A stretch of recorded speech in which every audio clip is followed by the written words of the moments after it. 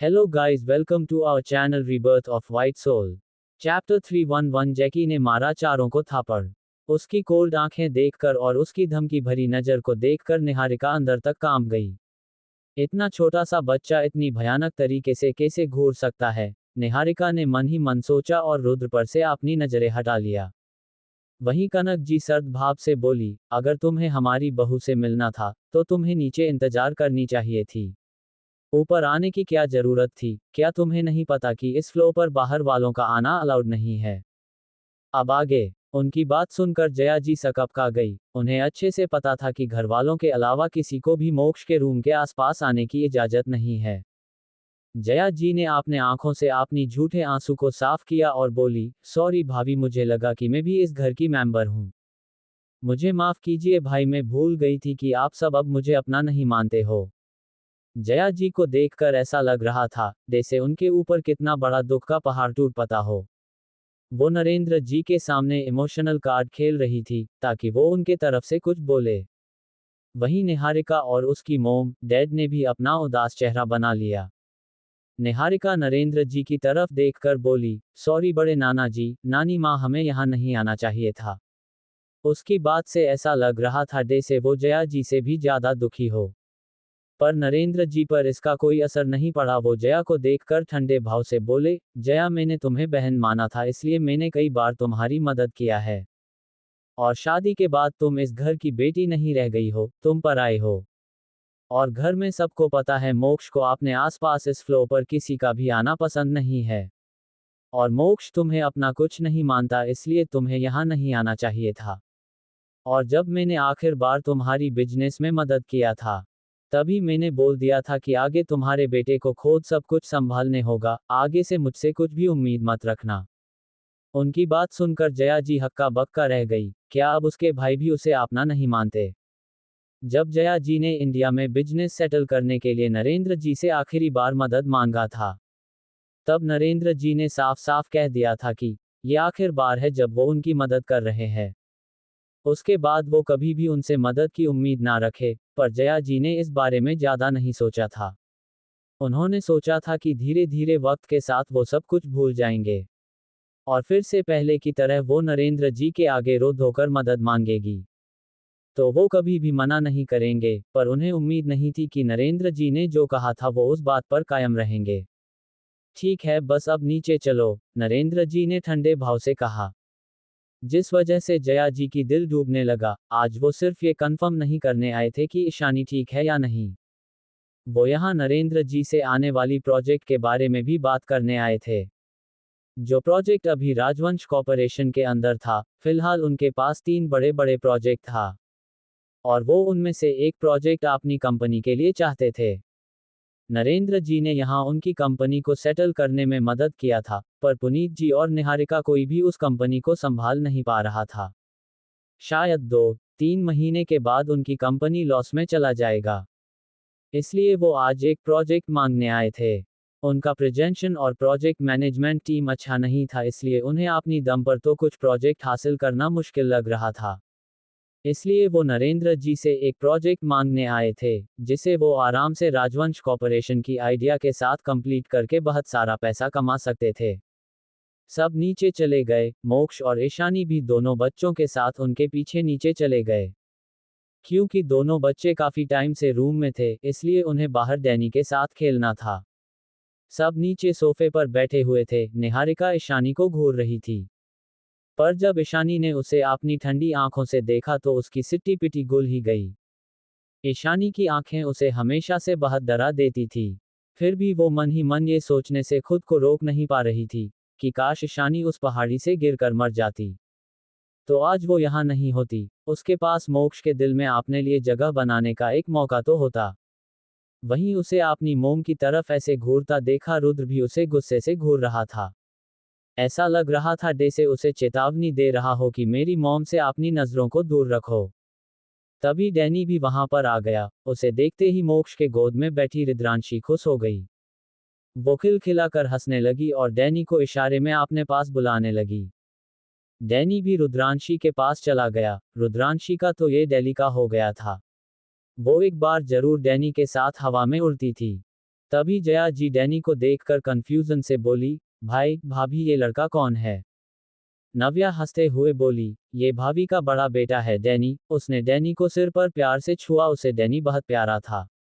वो डैनी के साथ खुले आकाश के नीचे हवाओं में उड़ने का हमेशा ही मजा लेती रहती थी। वहीं उसकी बात सुनकर जया जी और बाकी तीनों मूर्खों ने कुछ और ही समझ लिया। जया जी ईशानी की तरफ अजीब नजर से देखकर बोली, ये ईशानी का बेटा है तो इसका बाप कौन है? ये हमारे मोक्ष का बेटा तो नहीं हो सकता। तो क्या ईशानी पहले से किसी के साथ थी और उसके साथ बेटा पैदा कर चुकी है? वो घिन से ईशानी को देख रही थी। पुनीत जी, प्रियंका और निहारिका भी ईशानी को अजीब नजरों से देख रहे थे।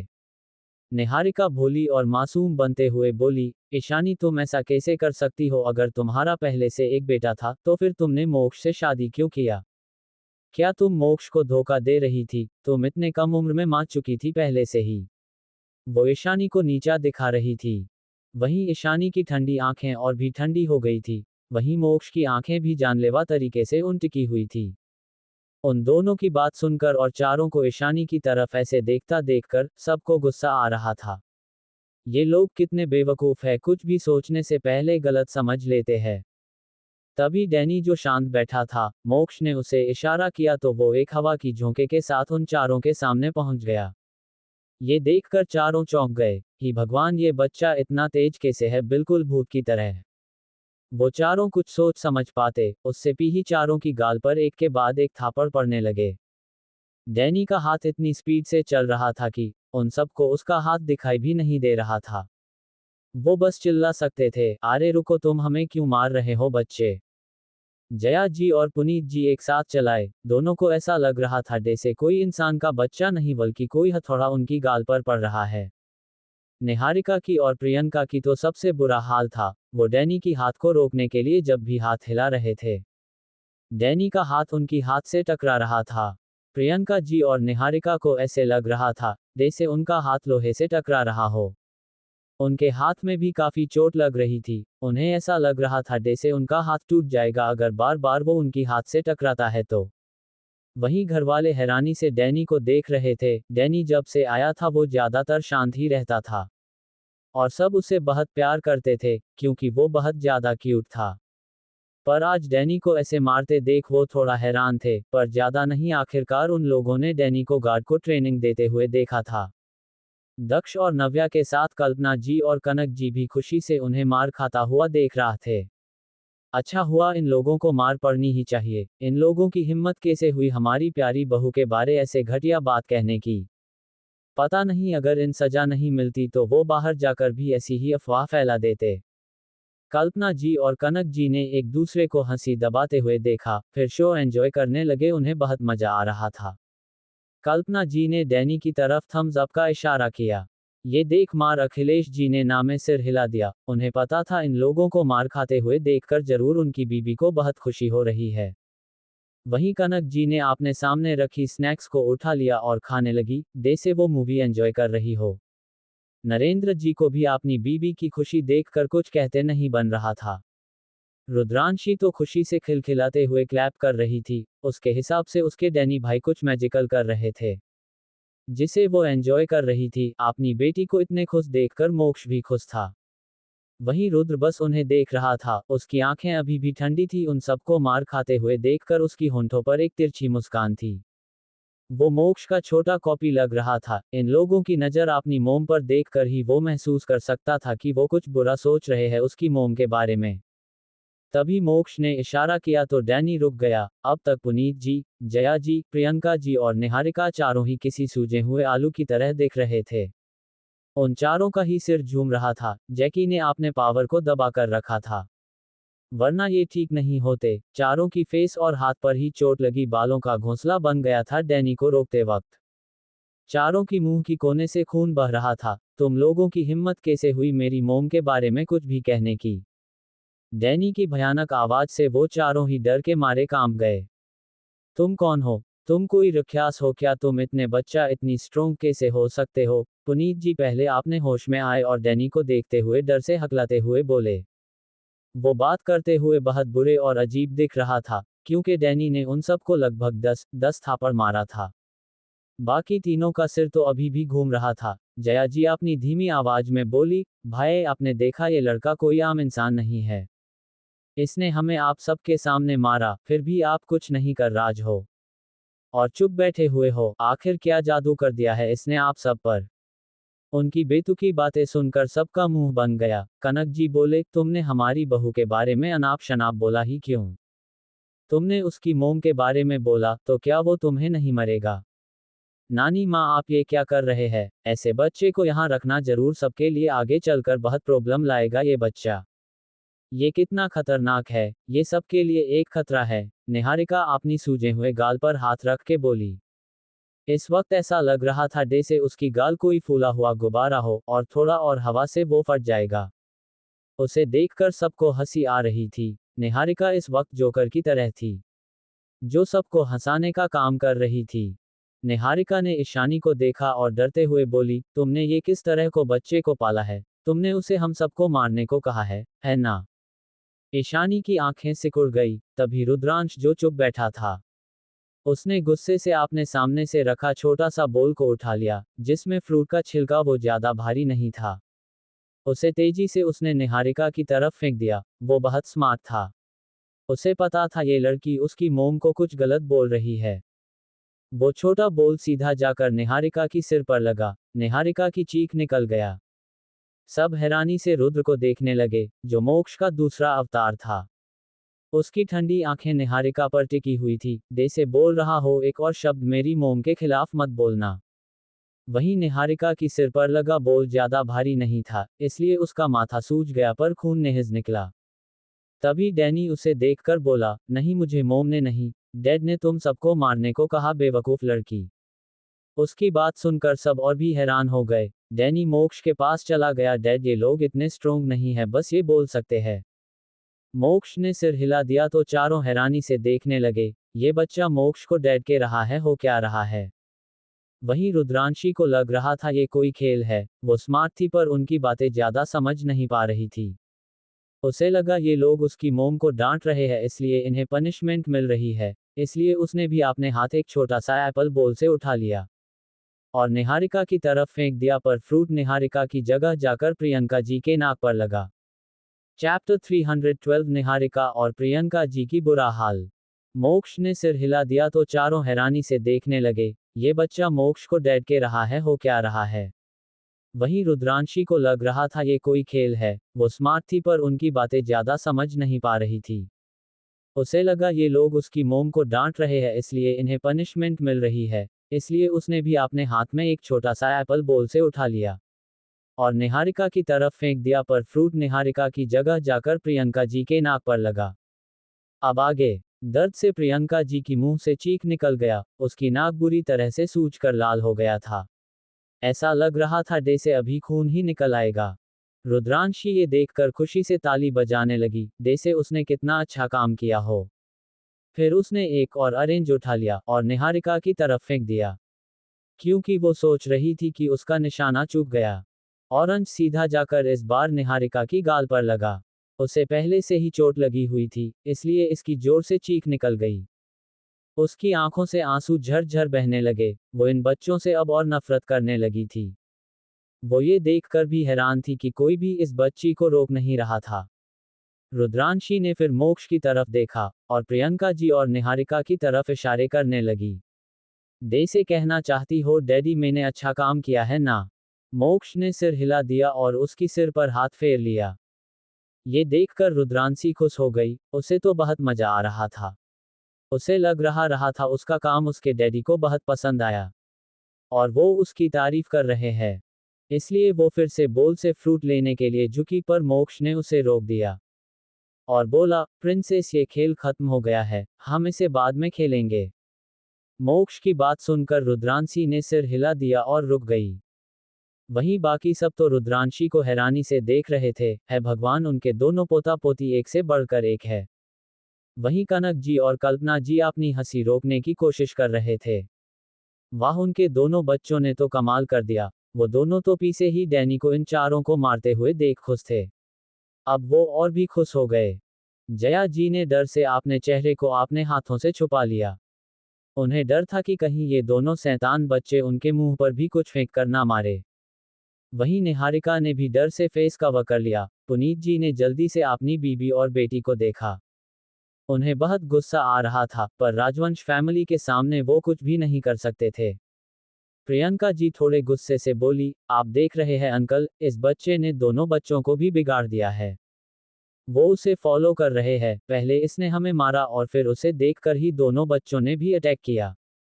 उनकी बात सुनकर नरेंद्र जी ने सिर हिला दिया। उन्हें समझ आ गया था कि उनके बच्चे इन लोगों को जरा भी पसंद नहीं करते हैं।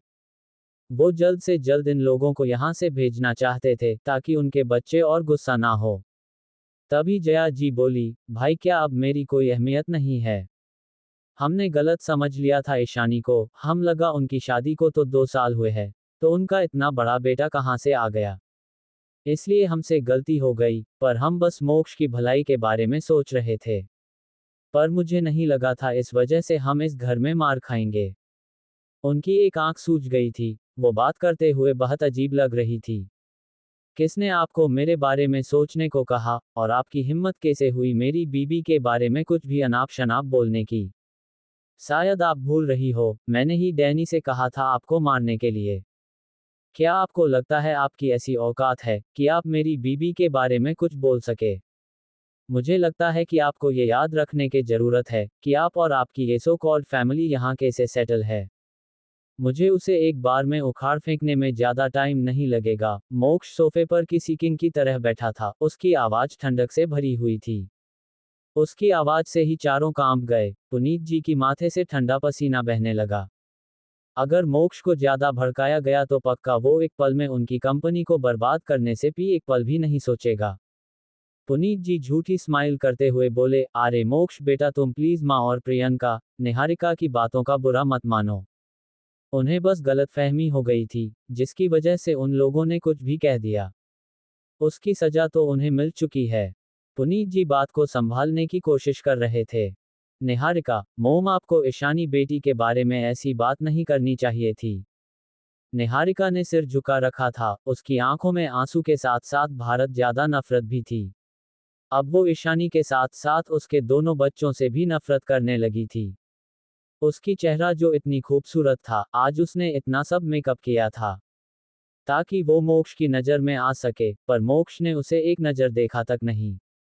ऊपर से अब उसका फेस किसी गुब्बारे की तरह लग रहा था। किस वजह से उसे मोक्ष के सामने बैठने से भी शर्मिंदगी हो रही थी। उसने धीरे से सिर उठाकर आंसू भरी आंखों से मोक्ष को देखा, इस आस में कि मोक्ष को उसकी हालत पर तरस तो आएगा। आखिरकार वो एक नाजुक सी लड़की थी। पर मोक्ष तो बस ईशानी को देख रहा था, जो रुद्रांश के साथ खेल रही थी। मोक्ष को देखकर ऐसा लग रहा था जैसे वो ईशानी के लिए पूरी तरह से पागल हो। निहारिका ने ईशानी को नफरत से देखा। आखिर इस लड़की में इतना क्या खास है, जो मोक्ष उसके पीछे इतना पागल है? वो भी तो खूबसूरत और हॉट है, भले ही वो ईशानी से कमतर है पर ज्यादा तो नहीं। उसने ईशानी को ऐसे देखा जैसे अभी उसे मारना चाहती हो, पर तभी रुद्र ने भी उसकी नज़र को भांप लिया। और उसे घूर कर देखा तो निहारिका ने फेस नीचे कर लिया। ईशानी ने भी उसकी नज़र को भांप लिया था, पर उसे इस जोकर पर अपना कीमती टाइम वेस्ट करना बिल्कुल पसंद नहीं था। निहारिका धीरे से बोली, सॉरी ईशानी, मुझे तुम्हारे बारे में ऐसा कुछ नहीं कहना चाहिए था, मेरी इस गलती के लिए मुझे माफ कर दो। मैं आगे से ध्यान रखूंगी। निहारिका की बात सुनकर मोक्ष की आंखें सख्त हो गए। मेरी बीबी का नाम कुछ ऐसा नहीं है जो तुम उसकी नाम ले सको। मोक्ष की आवाज भयानक थी, जिस वजह से निहारिका अंदर तक कांप गई। उसकी आंखों से आंसू बह गए। क्या वो अभी भी मोक्ष की नजरों में इतनी लो है? उसने खुद की गुस्से को संभाला और बोली, सॉरी मिसेस राजवंश। इतना कहकर वो चुप हो गई। उसे इस वक्त बहुत बेइज्जती महसूस हो रहा था। उसने गुस्से में अपनी मुठिया कस लिया था, इसका बदला एक ना एक दिन वो जरूर लेकर रहेगी। वहीं कनक जी और कल्पना जी, दक्ष और नव्या सब शो एंजॉय कर रहे थे और बीच बीच में दोनों बच्चों के साथ खेल रहे थे। रुद्रांशी बहुत ज्यादा एक्टिव हो गई थी खेलने में, इसलिए वो बाकी सब कुछ भूल गई। तभी नरेंद्र जी बोले, क्या तुम लोग सिर्फ हमारी बहू से मिलने आए थे? उन्हें डाउट था कि क्या ये सब सिर्फ ईशानी से मिलने यहाँ तक आए हैं। उनकी बात सुनकर पुनीत जी ने अपनी मां को इशारा किया ताकि वो नरेंद्र जी से उस प्रोजेक्ट के बारे में बात कर सके। जया जी ने अपने फेस को और भी दुखी बना लिया और बोली, भाई हमने सुना है अभी राजवंश कॉर्पोरेशन के पास 3 प्रोजेक्ट है। क्या उसमें से किसी प्रोजेक्ट में हमारी कंपनी पार्टनर बन सकती है? इससे मोक्ष को भी परेशानी नहीं होगी, वो भी आराम से दूसरे प्रोजेक्ट देख सकता है। पी तो जया जी और पुनीत जी की प्लानिंग थी कि वो एक प्रोजेक्ट राजवंश कॉर्पोरेशन से मांग लेंगे। पर इस वक्त सबका बिहेवियर देखकर उन्हें पता चल गया था कि उन्हें प्रोजेक्ट तो नहीं मिलने वाली।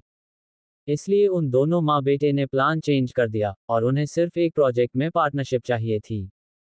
शायद पार्टनरशिप के लिए नरेंद्र जी और मोक्ष मान जाए। नरेंद्र जी ने सिर हिला दिया, उन्हें लगा ही था कि जया को जरूर कुछ चाहिए होगा। वो तो बचपन से ही ऐसी थी जो चाहिए बेझिझक मान लेती थी। वहीं कनक जी और कल्पना जी ने घूर कर जया जी को देखा।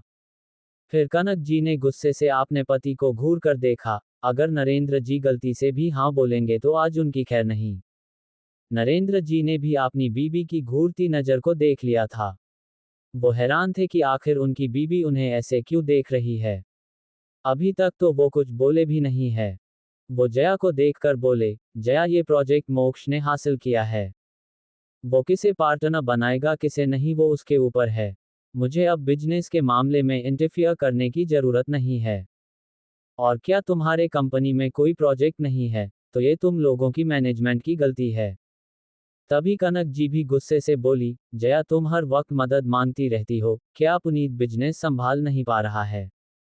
तो बिजनेस अंशुमान को क्यों नहीं सौंप देते?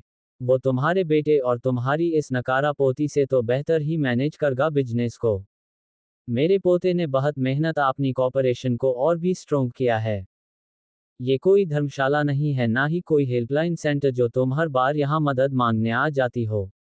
मोक्ष ने हर बार अपने दादाजी की वजह से तुम लोगों की मदद किया है, पर अभी तक तुम्हारे बिजनेस को तुम लोग स्टेबल नहीं कर पाए। कनक जी को इतने गुस्से में देखकर नरेंद्र जी ने उन्हें शांत करने की कोशिश करने लगे। फिर जया को देखकर बोले, तुम्हारी भाभी बिल्कुल सही कह रही है। मोक्ष ने आज तक बहुत मदद किया है, मैं नहीं चाहता हूं कि मेरे पोते को तुम लोगों की वजह फिर से परेशानी हो। पहले भी तुम लोगों की वजह से मेरे पोते को बहुत बड़ा नुकसान हुआ था। उनकी बात सुनकर जया जी और बाकी तीनों का मुंह काला पड़ गया। उन्हें उम्मीद नहीं थी कि नरेंद्र जी और कनक जी उनकी हेल्प नहीं करेंगे, बल्कि पिछली बातें बोलकर उनकी बेइज्जती करेंगे। भाई मुझे पता है पिछली बार हमारी वजह से लॉस हुआ था, पर हमारी कंपनी इस वक्त सच में मुश्किल में है। एक प्रोजेक्ट से हमें फिर से वापस आने में मदद मिल सकता है। जया जी ने गुस्से को दबा लिया और रिक्वेस्ट करने लगी। वहीं मोक्ष ठंडे भाव से उन सबको देख रहा था, ईशानी भी कोल्ड आंखों से उन्हें घूर रही थी। इन लोगों की हिम्मत कैसे हुई उसकी हब्बी की मेहनत को छीनने की कोशिश करने की। नरेंद्र जी ने आगे कुछ नहीं सुना, वो कठोर आवाज में बोले, ये सब पुनीत की मेहनत से भी ही सकता है। अगर उसके पास स्किल नहीं है तो मैं कुछ नहीं कर सकता। मैं अपने पोते को इस बार तुम्हारी मदद करने के लिए नहीं कहूंगा। उनकी बात सुनकर चारों ने एक दूसरे को देखा और गुस्से और नफरत से भर गए। ये लोग उनकी मदद भी नहीं कर रहे हैं, ऐसे में तो वो बर्बाद हो जाएंगे। पर उन्हें पता चल गया था कि इन लोगों से चाहे वो कितना ही भीख क्यों ना मांगे ये लोग उनकी मदद नहीं करने वाले थे। ठीक है भाई फिर हम यहाँ से चले जाते हैं, जया जी ने दुखी स्वर में कहा, पर नरेंद्र जी ने कुछ नहीं कहा। ये देखकर जया जी के मन में और भी कड़वाहट घुल गई। वो अपनी बेटा, बहू और पोती के साथ उठ खड़ी हुई। जो काम के लिए वो आए थे वो तो नहीं हुआ, उल्टा उनकी यहाँ जो बेइज्जती हुई वो अलग। इतनी मार पड़ी थी कि उन्हें पहचानना भी मुश्किल हो रहा था। कल्पना जी धीरे से बोली, देखा मैंने बोला था ना, ये कभी बिना अपने स्वार्थ के यहाँ नहीं आएंगे। बाकी सबने हाँ में सिर हिला दिया। निहारिका ने नफरत और गुस्से से ईशानी को देखा, फिर वहां से जाने लगी। पर रुद्र की आंखें छोटी हो गई, उनकी मोम को ऐसे देखने की इस लड़की की हिम्मत कैसे हुई। उसने सोफे के पास पड़ा रिमोट उठा लिया और निहारिका की तरफ देखकर उसकी काली गहरी आंखों सौतनी चमक आ गया। जैसे ही निहारिका जा रही थी, उसे अपने पैरों के पास कुछ महसूस हुआ। वो कुछ समझ पाती और खुद को संभाल पाती, उसे पैरों में दर्द हुआ और वो मुंह के बल जमीन पर धड़ाम से गिरी। वहीं गिरते हुए वो प्रियंका जी से टकरा गई, जिस वजह से वो भी जोर से गिर गई। वहीं ये देखकर सब उनकी तरफ देखने लगे। जया जी और पुनीत जी जो आगे थे उनके पास आ गए। क्या हुआ तुम दोनों को, तुम दोनों गिर कैसे गई? पुनीत जी ने उनके पास आकर पूछा। निहारिका और प्रियंका जी को इतना दर्द हो रहा था कि वो ठीक से खड़े भी नहीं हो पा रहे थे। निहारिका की पैरों के पास एक छोटा बिच्छू जैसा कुछ था।